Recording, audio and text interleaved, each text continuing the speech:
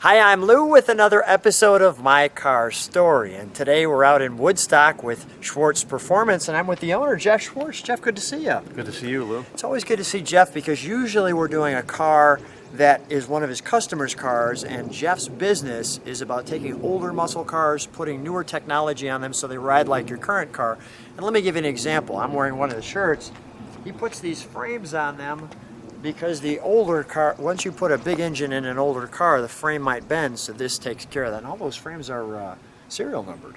Right, yeah. Yeah, so I mean, they're specific to the car. So with that being said, I'm going to grab the camera. Jeff, we've got a more special car here today, and I say more special because this is actually your car. What did you bring today? It's my 1967 Ford Custom 500. And go ahead.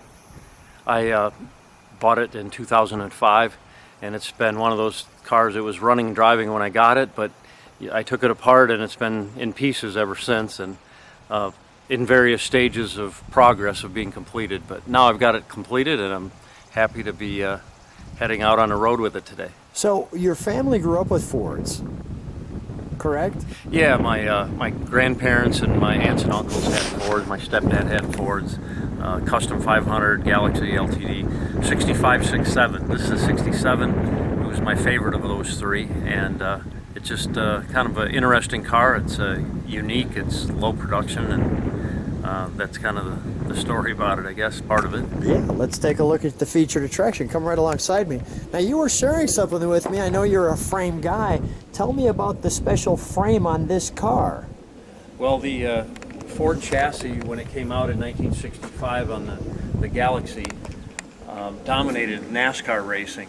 And when they went down to the smaller body styles later on, NASCAR allowed them to run aftermarket chassis. So a guy named Banjo Matthews designed a chassis very similar to the original 65 Ford chassis, which was used all the way through 68. And they used that in NASCAR racing, even on Chevrolets up into the 80s. So it was a very innovative chassis design, 3-link with a panhard was the standard suspension, and then it also was fully boxed and had some reinforcement areas, so it didn't flex or do anything strange. So the championship chassis for many years started on this car. Actually, the 65 version, which was a couple years before this, and they actually had a Ford ad in 1967 showing it jumping over a jump on like a hunter jumper competition where they do horse jumping. They had a car jump over the jump. The car jumping over the jump. And it landed without bending the frame. And this car, one of the beautiful things about it is it's so basic, right? With the post between the windows, and the 500 Custom was I'll call it the baseline car. Yeah, Chevrolet had the Biscayne as their bottom, the Bel Air was next up, Impala, and then Caprice. And Ford had the Custom 500, the Galaxy 500, and the LTD to compete with Chevrolet. So you were looking for this one and you found it. What was your reaction when you actually saw this car to begin with? Well, what did I get myself into when I saw it the first time? And being kind of a shop owner of cars, what happens is you sometimes, correct me if I'm wrong, when it's your car, it takes a little back seat to the customer's cars.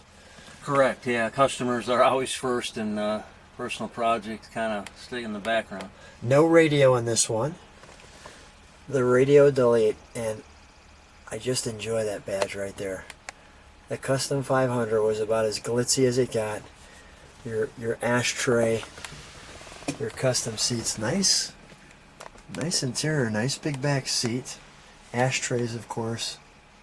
They didn't make reproduction door panels or dashes for these cars, so it's all original parts that were just kind of cleaned up and reused. That is super cool. All right, let's take a look under the hood. Now, one other thing before I go too far, I want to just focus on that badge. One other thing I noticed just as I was stepping out was this right here.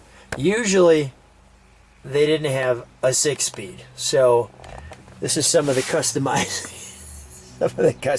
that Jeff has done to this one. Let's take a look under the hood. Originally, what did this car come with?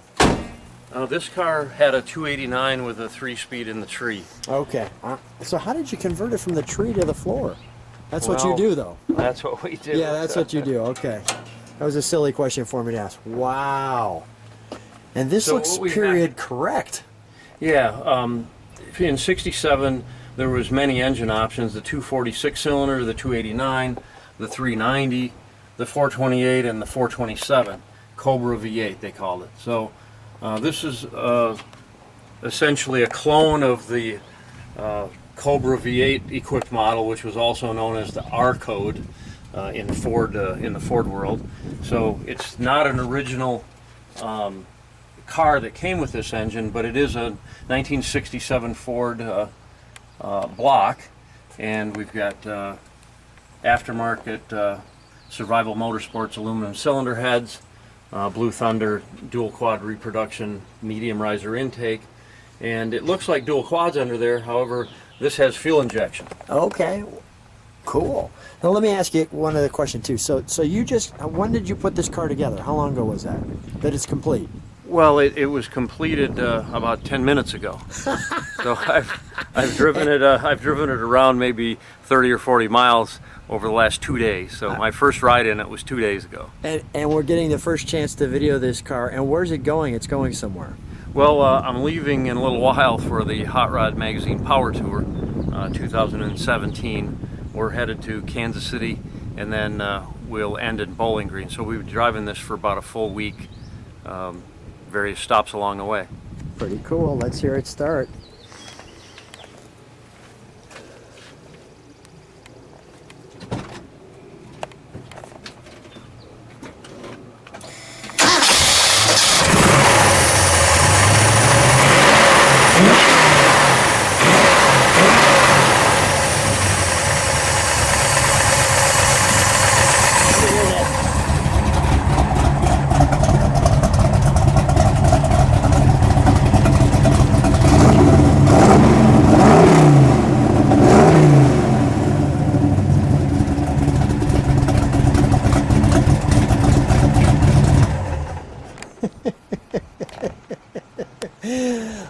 Jeff, it sounds like it's going to have a few gas stops on the route, that's for sure.